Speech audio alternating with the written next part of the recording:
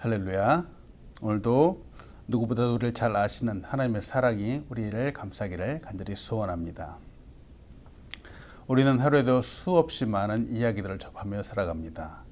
근데 수많은 이야기들 중에서 가장 우리에게 흥미를 끌고 우리의 관심사는 주로 성공 이야기이죠. 성공 스토리입니다. 해피엔딩이라고 해서 그 결말이 아름답고 행복하게 끝나는 이야기들을 참 좋아하기도 하죠. 저도 그 끝이 비극으로 끝나는 이야기보다는 행복하게 마무리하는 이야기가 저의 기억 속에 또 오래 남고 또 두고두고 보기도 합니다. 왜 우리는 이렇게 행복한 이야기, 또 해피엔딩의 이야기를 좋아하고 또 동경하기까지 할까요? 이는 누구나 바라는 사항이기 때문에 그럴 것입니다. 자신의 인생을 비극으로 바치기 원하는 사람은 아마 아무도 없겠죠. 비록 태어났을 때 혹은 어떤 일을 시작했을 때 힘들고 어렵지만 인생을 마무리하거나 그 일을 마무리할 때까지 정말 어렵고 힘든 순간들이 계속되기를 원하는 사람은 아무도 없을 것입니다. 누구나 성공적으로 그 마무리를 하기 원합니다. 마이크로소프트를 창립한 빌 게이츠는 이렇게 얘기를 했습니다. 가난하게 태어난 것은 당신의 잘못이 아니다. 그러나 가난하게 죽는 것은 당신의 잘못이다. 그렇죠. 누구는 가난하게 태어날 수 있습니다. 근데 인생을 마무리하는 시점에서까지 가난하게 된다면 그것은 필히 자신의 잘못일 수 있습니다. 흙수저, 금수저라고 그러는데요. 얼마든지 노력하느냐에 따라서 성공할 수 있다라고 이야기를 하기도 합니다. 근데 이렇게 모두가 원한다고 해서 모두가 원하기만 해서 성공으로 갈 수 있을까? 그렇진 않을 것 같습니다. 그것이 힘든 이유는 아마도 우리의 삶의 과정이 그렇게 쉽지 않기 때문에 그럴 것입니다. 아마도 우리의 삶이 스스로 알아서 잘 사라지는 것이 아니기 때문에 그럴 수도 있을 것 같습니다. 그리고 아마도 우리의 삶이 정말 노력해야만, 열심히 노력해야만, 잘 만들어가야만 좋은 결과를 가질 수 있기 때문에 그럴 수도 있을 것 같습니다. 그래서 우리의 삶은요, 쉽지 않은 삶입니다. 잘 가꾸어야만 하고 또 잘 만들어 가야 하는 삶입니다. 이 말을 다른 말로 하면은 내 혼자만의 힘으로는 역부족이다라는 거죠. 부족합니다. 이런 삶을 아름답게 만들기 위해서는 반드시 누군가의 도움이 필요한데 바로 하나님의 도움이 필요합니다. 하나님께 우리의 삶을 드려야 합니다. 내 힘으로는 잘할 수 없기 때문입니다. 아니, 내 힘으로는 불가능하다라고 이야기해야 되겠죠. 우리를 너무나도 잘 아시고 우리를 가장 좋은 길로 인도하시는 하나님께 드려야지 우리의 삶은 정말 복된 삶이 될 수 있습니다. 성공적인 삶이 될 수 있습니다. 시편 37편 5절 말씀은 이렇게 얘기를 합니다. 내 길을 여호와께 맡기라. 그를 의지하면 그가 이루시고 라고 말씀합니다. 오늘도 주님께 우리의 발걸음을 맡기는 여러분들 되시길 간절히 축복합니다. 지금까지 욥은 자기를 정죄하고 책망하는 친구들에게 강력하게 자신의 무죄를 주장했습니다. 그런데 이미도 색 안경을 끼고 욥을 바라보는 친구들에게는 전혀 효과가 없었죠. 그들의 생각을 바꿀 수 없었습니다. 이상하게 우리 사람은 한 번 딱 갖고 있는 생각을 잘 바꾸지 않습니다.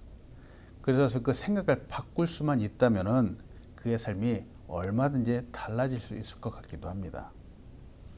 욥은 더 이상 친구들을 향하여 반박하던 주장을 더 이상 하지 않습니다. 이제는 자기의 주장을 눈을 돌려서 하나님을 향하여 기도하기 시작합니다. 욥이 오늘 하나님께 기도를 하면서 시작하면서 묻습니다. 오늘 본문을 통해서 여러분과 나누고 싶은 첫 번째는 하나님은 우리의 기도를 들으시는 분이라는 거죠. 우리의 기도를 들으시는 분. 하나님은 우리의 작은 신음에도 응답하시고 더군다나 우리의 기도에 집중해서 들으시는 분입니다. 때문에 우리는 언제든지 어디서든지 어떠한 상황에서든지 하나님께 기도할 수 있습니다. 오늘 욥기 13장 20절에서 21절 말씀은 이렇게 말합니다. 오직 내게 이 두 가지 일을 행하지 마옵소서. 그리하시면 내가 주의 얼굴을 피하여 숨지 아니하오리니 곧 주의 손을 내게 대지 마시오며 주의 위엄으로 나를 두렵게 하지 마실 것이니이다. 지금 욥이 기도하는 모습입니다. 이전까지는 친구들과 열심히 변론을 하고 심지어 하나님께도 변론을 했던 욥입니다.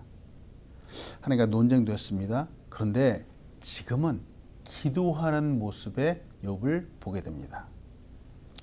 문제를 놓고 누구보다도 하나님 앞에 나아가서 기도한다라고 하는 이 모습은 너무나도 멋진 모습입니다. 아름다운 모습입니다. 좋은 자세이겠죠? 우리는 우리가 할 수 있는 최선의 노력을 다한 후에 기도하는 그런 습관들도 있기도 하죠.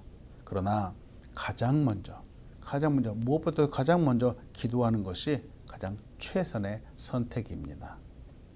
이때 우리는 하나님 당신이 내 인생의 주인이십니다 라고 고백하는 자세를 보이기도 하죠. 여하튼 욥은 조금 늦게 기도의 자리로 나아가는 것 같습니다. 근데 이 기도의 모습을 보니까 그가 구하는 것이 두 가지입니다. 근데 그 내용이 조금 이상합니다. 하나님께 하지 말아 주십시오 라고 이렇게 기도를 하는 거예요. 하지 말아 달라고. 먼저 그가 구하는 것은 주의 손을 내게 대지 말아 주시옵소서 이렇게 기도합니다. 이는 그에게 있는 고난이나 재앙, 어려움이 너무 심해서 견딜 수 없습니다. 그러니 주님의 손을 거두어 주시옵소서 라고 이렇게 하는 거죠. 그 다음은 주의 위엄으로 두렵게 하지 말아 주시옵소서 라고 이렇게 기도합니다. 이 역시 하나님의 위엄은, 권능은 너무 놀랍고 두려워서 떨릴 수밖에 없습니다.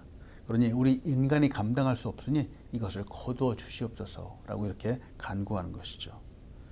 여기서 한 가지 나누고 싶은 부분은 욥이 기도하는 이 모습을 볼 때 오해의 소지가 있다라고 하는 부분이죠. 무엇일까? 욥은 지금 하나님에 대하여 오해하고 있습니다. 하나님을 오해하고 있습니다. 먼저는 하나님의 얼굴에 대해서 지금 오해를 하고 있는데요. 욥이 지금 주장하는 건 하나님의 얼굴을 피하여서 숨고 싶습니다. 이렇게 얘기를 한다는 거예요. 20절 하반절의 모습입니다. 지금 고난, 어려움, 역경이라는 인생의 장막을 통해서 하나님을 보고 있으니까 이 어려움 가운데 하나님을 보고 있으니까 하나님의 얼굴이 좋아 보이지 않더라는 겁니다. 바로 이 부분을 우리는 주의해야 되겠습니다. 우리의 삶, 인생에도 그렇죠. 우리가 산전, 수전, 공경전을 다 지키고 이렇게 지나면서 인생의 역경을 지날 때 왜 그래도 짜증이 나기도 하고 힘든 가운데 우리의 마음이 막 힘들죠. 그리고 피로감이 몰려오기도 합니다. 평소에는 그냥 좋게 보아서 넘길 수 있는 부분인데도 이렇게 몸이 힘들고 짜증이 나면은 좋게 보이지 않습니다. 똑같은 모습인데 오늘은 왜 이래? 하고 이렇게 도리어 화를 내기도 하죠. 하나님의 얼굴이, 욥을 대하는 하나님의 얼굴이 말이죠. 욥이 고난받기 이전에 하나님의 그 얼굴과 고난받은 이후에 하나님의 얼굴은 전혀 변하지 않았습니다. 하나님은 변함없이 한결같으신 분이죠. 시편 102편 26절로 27절은 이렇게 말합니다. 천지는 없어지려니와 주는 영존하시겠고 그것들은 다 옷같이 낡으리니 의복같이 바꾸시면 바뀌려니와 주는 한결같으시고 주의 연대는 무궁하리이다. 아멘. 욥은 지금 하나님의 얼굴도 피하고 싶지만 하나님의 손도 거부하고 있습니다. 그리고 주의 위엄도 너무 버겁고 아니라는 겁니다. 지금 가만히 보니까 바뀐 것이 있는데 바뀐 것은 여전히 변함없이 우리를 지켜보시고 사랑해 주시고 케어해 주시는 하나님이 아니라 욥이 변했습니다. 욥이 고난 가운데에서 그의 마음이 변했고 그의 생각이 변했고 그의 태도가 변했습니다. 이렇게 우리가 변한 상태에서 하나님을 보니까 하나님이 달라 보인다라고 하는 거죠. 그래서 우리의 마음을 지킨다는 것이 얼마나 중요한지 모르겠습니다. 한 가지 봅니다. 하나님의 손길을 한번 생각해 보면 좋겠습니다. 예수님의 손길을 한번 생각해 봅니다. 예수님의 손길은 닿는 곳마다 병이 나았습니다. 병을 치유해 주시는 놀라운 손길입니다. 죽은 자가 살아나고 더군다나 위로하시고 축복해 주시는 손길이죠. 예수님의 손길은 놀라운 손길입니다. 피할 것이 아니라 도리어 만져달라고, 닿게 해달라고 더 기도하고 붙잡아야 되는 손길입니다. 그런데 욥은 지금 그 손길을 나에게서 멀리하게 해달라라고 이렇게 간구를 하고 있죠. 물론 얼마나 힘들었으면 그랬을까 이해되기도 합니다. 근데 이 손길은 힘을 주시고 위로를 주시고 우리를 일으켜주시는 손길입니다. 우리도 공동체 고백을 통해서 고백합니다. 예수님 만져주소서 하고 이렇게 고백을 하죠. 욥은 지금 너무 힘들어서 그 손길, 하나님의 손길을 거부하고 있지만 우리는 더욱더 주님의 손길을 간구하기를 간절히 소원합니다. 아멘. 또 욥은 하나님의 위엄에서 두렵게 하지 말아달라라고 간구하죠. 이 부분도 생각을 해봅니다. 주님의 위엄, 주님의 권능, 물론 아주 크고 두렵기도 합니다. 근데 이 하나님의 위엄과 권능은 말이죠, 사실은 우리를 보호하시기 원하는 하나님의 능력이고 하나님의 힘입니다.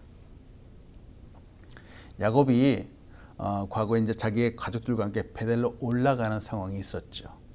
근데 야곱은 당시 주변 사람들을 너무 두려워하고 있었습니다.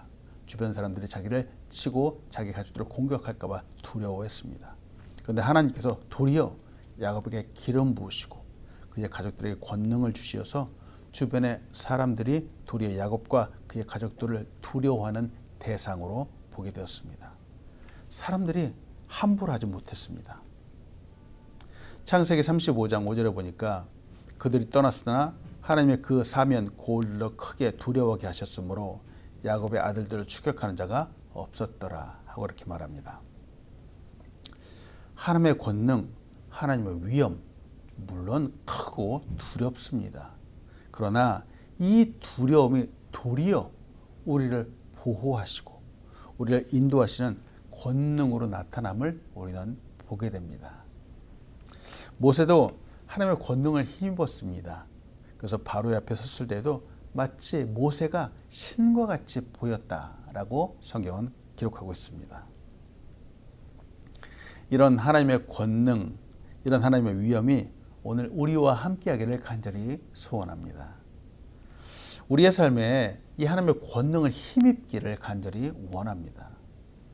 이렇게 하나님의 권능이 바로 우리 앞에 있을 때, 우리에게 입혀질 때 우리는 정말 사람들에게 은혜가 풍성한 사람, 그 다음에 하나님이 함께 하시는 사람, 그리고 사람들이 함부로 대할 수 없는 그런 사람이 될 것입니다. 여러분에게 이런 축복이 있길 간절히 소원합니다. 아멘. 욥은 지금 고난 중에서 진짜 하나님의 모습을 오해하고 있습니다. 고난 중에 보니까 하나님이 부담스러운 겁니다. 고난 중에 보니까 하나님이 무서워 보이기도 하는 겁니다. 하나님의 얼굴도 손길도 또 그 위엄도 다 거두시고 이제 하나님 다 거두어주면 이제 내가 하나님께 대답할 수 있겠습니다 라고 이렇게 고백을 하죠. 여기서 13장 22절은 이렇게 말합니다. 그리하시고 주는 나를 부르소서 내가 대답하리이다. 혹 내가 말씀하게 하옵소서 없이는 주는 내게 대답하옵소서 이렇게 말하죠. 여기에서 그리하시고 라고 하는 이 단어는 여기 올 때 하나님이 간섭하시지 않으면은 하나님이 내 삶에 간섭하시지 않으면은 그러면 공정하겠습니다. 그러면 내가 이제 말할 수 있겠습니다 라고 하는 표현이기도 하죠.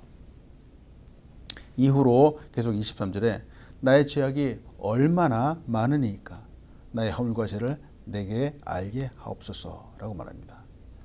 욥은 먼저 자기가 지은 죄가 무엇인지, 제가 무슨 잘못을 저질렀는지, 어떤 범죄에 연루되었는지 알려달라라고 간구하는 거죠. 현재 자신이 당한 이 고난이 아주 극심한 고난이 자신의 죄의 결과라면은 도대체 이 죄의 원인이 무엇입니까? 라고 알려달라고 간구하는 거죠. 욥이 이렇게 말할 수 있는 거는 보세요. 욥을 비난했던 친구들이 그의 곁에 있는데 말이죠. 이 친구들은 사실은 욥에 비하면은 그 성품도 그렇고 믿음도 그렇고 모자라도 한참 모자란 사람들입니다. 그런데 이 친구들의 삶은 전혀 변함이 없는 겁니다. 즉, 이 친구들은 고난받지 않는 겁니다. 이 친구들은 멀쩡하고 도리어 욥은 고난받고 있으니 욥이 이해가 안 되는 거죠. 그러니 호소할 수밖에 없죠. 그러나 하나님은 침묵하시는 것 같아 보입니다. 욥기서 13장 24절로 25절은 이렇게 말합니다. 주께서 어찌하여 얼굴을 가리시고 나를 주의 원수로 여기시나이까? 주께서 어찌하여 날리는 낙엽을 놀라게 하시며 마른 건물을 뒤쫓으시나이까? 이 표현 중에서 하나님께서 얼굴을 가리신다라고 하는 이 표현은 하나님이 진노하셨다라고 하는 표현이 있죠. 욥은 물어봅니다. 하나님, 왜 어찌하여 얼굴을 가리셨습니까? 어찌하여 화가 나셨습니까? 라고 이렇게 물어봅니다. 그래서 욥은 자신을 그 모습을 한없이 낮추기도 합니다. 마치 제가 날리는 낙엽과 같기도 합니다. 제가 검은 마른 건불과 같기도 합니다. 라고 말하죠. 너무나도 나약한 자기에게 하나님은 지금 마치 폭군과 같습니다. 왜 화를 내십니까? 항변하고 있습니다. 욥기서를 묵상하면서 말이죠. 욥기를 보면서 참 고난 중에서 참 힘들어하는 욥의 모습을 보는 것 같기도 합니다. 자신에게 온 고난의 원인을 생각하고 또 생각하고 곱씹어서 생각하지 않았을까요? 정말로 친구들이 말을 했는데 의미 없는 말이라고 해도 그 친구들의 말을 또 되새기고 그의 마음속에 여러 번 되뇌이지 않았을까요? 그렇다면 과연 내가 하나님 앞에 지은 죄가 무엇일까? 역시 생각을 거듭했을 것입니다. 우리의 모습도 보죠. 우리도 우리의 삶 가운데 정말 뜻하지 않은 어려움과 고난이 오기도 합니다. 근데 우리는 어려움과 고난이 올 때마다 정말 하나님 앞에 나아가서 엎드리죠. 눈물을 흘리며 회개하기도 하고 정말 하나님의 도우심을 간구하기도 합니다. 이런 우리의 자세는 너무나도 잘하는 거죠. 정말 하나님 앞에 기도하며 나가는 것보다 더 좋은 해결책이 있을까요? 너무 바람직한 자세입니다. 그런데 세상 사람들은 죄를 범하고도 하나님 앞에 나아가지 않습니다. 그들은 여전히 죄를 범하고도 고개를 뻣뻣이 들고 있기도 합니다. 사랑하는 여러분, 하나님 앞에 엎드릴 때 하나님의 긍휼의 여심을 받게 됨을 여러분 믿으시기 바랍니다. 하나님 앞에 엎드릴 때 도리어 하나님의 힘을 얻게 됨을 믿으시기 바랍니다. 끝으로 27절로 28절의 말씀을 봅니다. 내 발에 착고를 채우시며 나의 모든 길을 살피사 내 발자취를 점검하시나이다. 나는 썩은 물건의 낡아짐 같으며 좀먹는 의복 같으니이다. 여기서 착고라고 하는 이 말은 쇠고랑을 뜻하죠. 수갑과 같기도 한데요. 수갑을 차고 쇠고랑을 찬다라고 하는 것은 죄인의 신분이 되었다.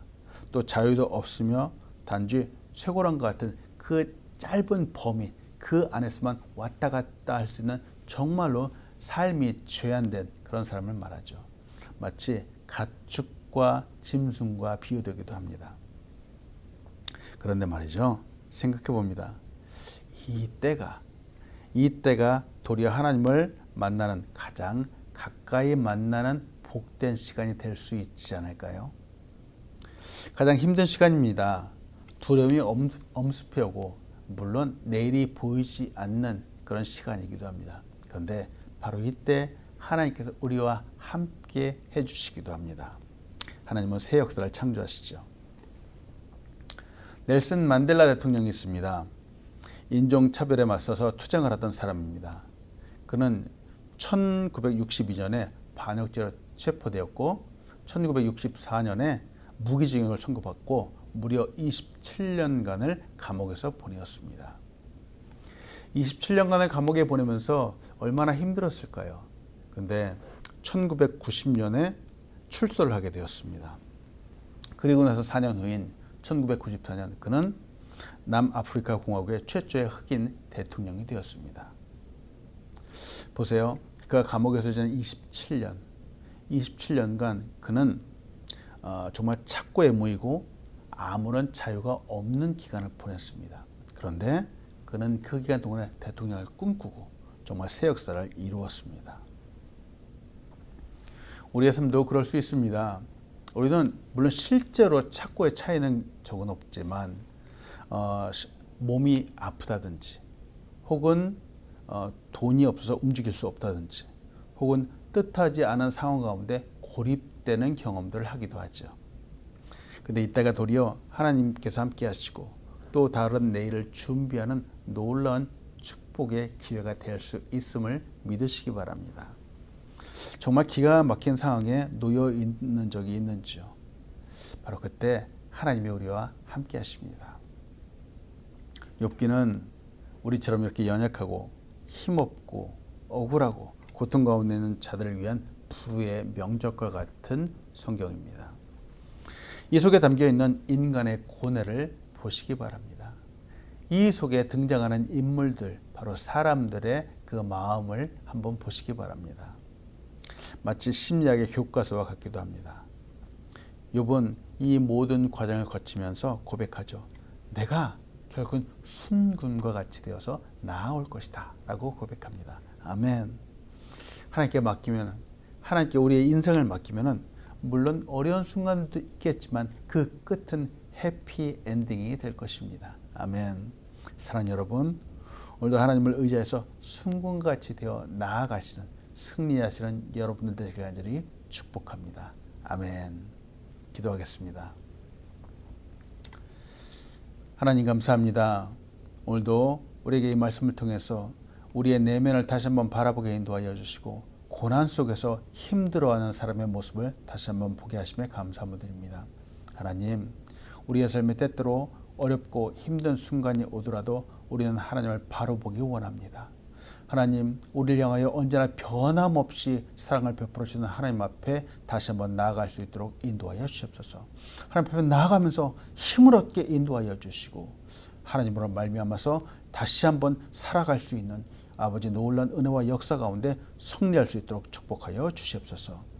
하나님, 이 땅에 귀한 교회 아우름 교회를 세우셨습니다. 우리 교회가 건강한 교회, 정말 아름다운 교회, 하나님께서 기름 부으시는 교회로 아버지 성장할 수 있도록 축복하여 주시옵소서. 하나님, 이 시대에 빛을 발하는 교회 되게 인도하여 주시고 하나님의 이름을 높이는 교회 될 수 있도록 인도하여 주시옵소서. 우리 가정을 위해서 기도합니다. 가정마다 기름 부어주시고 하늘의 문을 활짝 열어주시옵고 하나님의 놀라운 은혜와 역사 축복으로 말미암아 오늘도 정말 하나님의 은혜 가운데 승리를 선포하는 가정이 될 수 있도록 인도하여 주시옵소서. 오늘도 연약한 환우들 주님께서 붙잡아 주시고 하나님의 권능으로 치유의 손길로 말미암아 굳게 일어서 하나님을 찬양할 수 있도록 인도하여 주시옵소서. 오늘도 우리의 발걸음을 맡깁니다. 하나님 함께해 주시옵소서. 예수님의 이름으로 기도합니다. 아멘. 하늘에 계신 우리 아버지여, 이름이 거룩히 여김을 받으시오며 나라의 임하옵시며 뜻이 하늘에서 이루어진 것 같이 땅에서 이루어지이다. 오늘날 우리에게 일용할 양식을 주옵시고 우리가 우리에게 죄진 자를 사하여 준 것 같이 우리의 죄를 사하여 주옵시고 우리를 시험에 들게 하지 마옵시고 다만 악에서 구하옵소서. 때에 나라와 권세의 영광이 아버지께 영원히 있사옵나이다. 아멘.